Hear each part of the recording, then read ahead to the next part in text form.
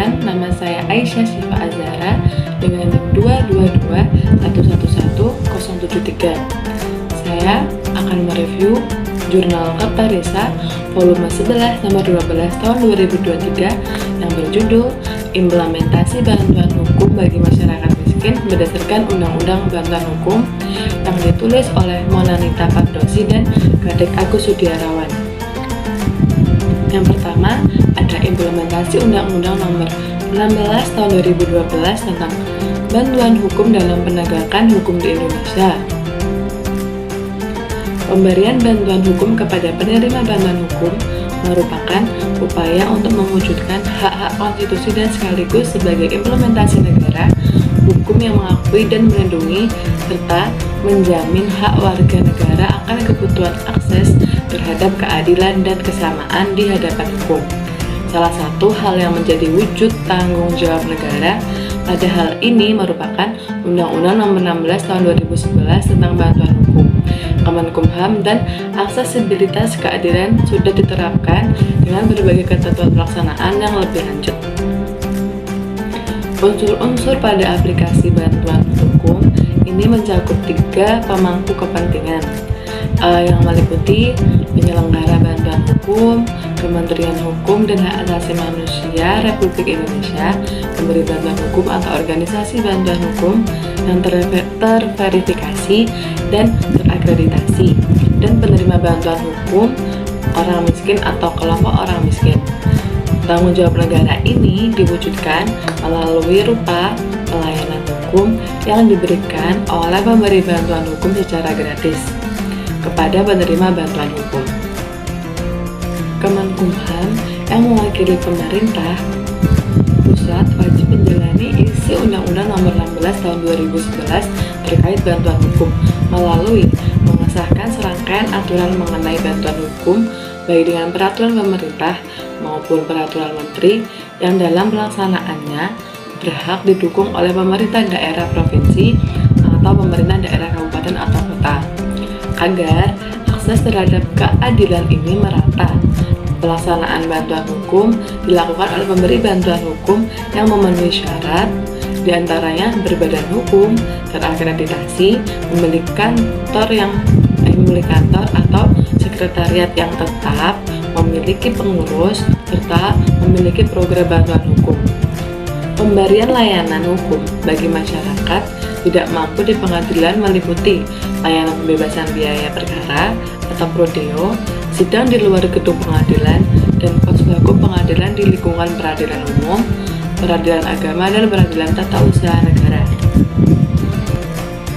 Kemudian ada optimalisasi pemberian bantuan hukum bagi masyarakat miskin. Bantuan hukum merupakan sesuatu yang mahal untuk didapatkan karena ketidakmampuan masyarakat miskin untuk membayar advokat, untuk memberikan bantuan atau untuk melakukan perlawanan dalam proses hukum yang dialami oleh masyarakat yang memiliki konflik dengan hukum. Perlu diadakan suatu kebijakan dengan tujuan agar bantuan hukum dapat diperoleh dengan gratis dan mudah, sehingga rakyat yang tidak mampu bisa mendapatkan hak istimewa mereka sesuai dengan prosedur hukum. Dalam hal itu, salah satu upaya untuk menjadikan jelas serta mengusahakan segala hak rakyat miskin untuk dipenuhi keperluan subsidi mereka oleh pemerintah adalah dengan adanya suatu bantuan hukum.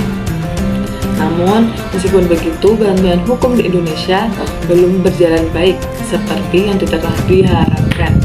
Hal ini diakibatkan beragam hal, misalnya minimnya pengetahuan maupun wawasan yang diterima masyarakat mengenai hal tersebut. Permasalahan atau hambatan antara lain: pertama, kendala regulasi; kedua, profesionalisme aparat, dan serta anggaran untuk program ini masih sangat rendah, padahal banyak masyarakat yang terkena dampak hukum. Permasalahan utama dalam pelaksanaan pemberian bantuan hukum adalah banyaknya masyarakat yang masih belum mengetahui tentang adanya produk bantuan hukum ini. Jika ada pun yang tahu, mereka hanya sekedar tahu, tanpa tahu bagaimana langkah-langkahnya serta apa fungsi dari bantuan hukum. Karena minimnya informasi mengenai produk bantuan hukum Jadi sangat perlu adanya sosialisasi kepada masyarakat tentang adanya bantuan hukum ini, baik itu sosialisasi secara langsung ataupun yang paling praktis yaitu lewat media sosial. Menurut organisasi advokat sedunia yaitu Bar Association, stimulan ialah mekanisme pembujukan advokat agar mau memberikan bantuan hukum, karena metode represif tidak efektif dalam mengingatkan pengacara untuk memberikan bantuan hukum. Metode stimulasi dapat dilakukan dengan mengadakan penghargaan untuk menginspirasi advokat lain agar memberikan bantuan hukum kepada rakyat miskin. Mengingat minimnya supervisi terhadap permohonan bantuan hukum, maka perlu adanya sistem pengawasan yang memantau beberapa unsur permohonan bantuan hukum, baik secara normatif maupun dari segi pelaksanaan masyarakat. Pengawasan ini meliputi apakah bantuan hukum diberikan, diupayakan, dan bagaimana kinerja LBH dalam memberikan bantuan hukum.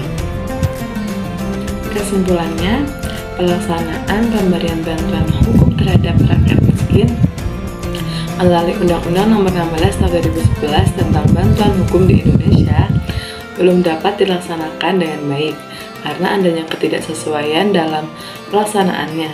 Misalnya, belum ada masyarakat yang memberikan pengajuan atas permohonan bantuan hukum karena masih rendahnya pengetahuan masyarakat akan penyelenggaraan bantuan hukum.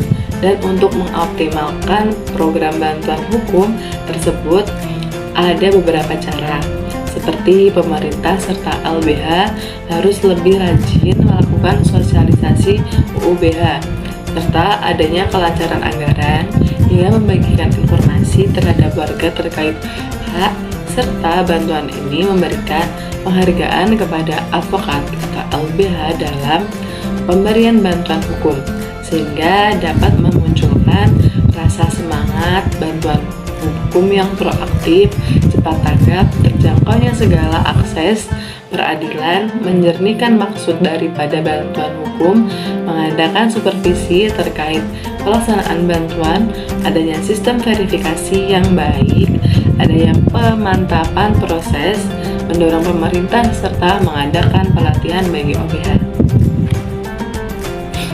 Sekian review jurnal dari saya, kurang lebihnya mohon maaf. Wassalamualaikum warahmatullahi wabarakatuh.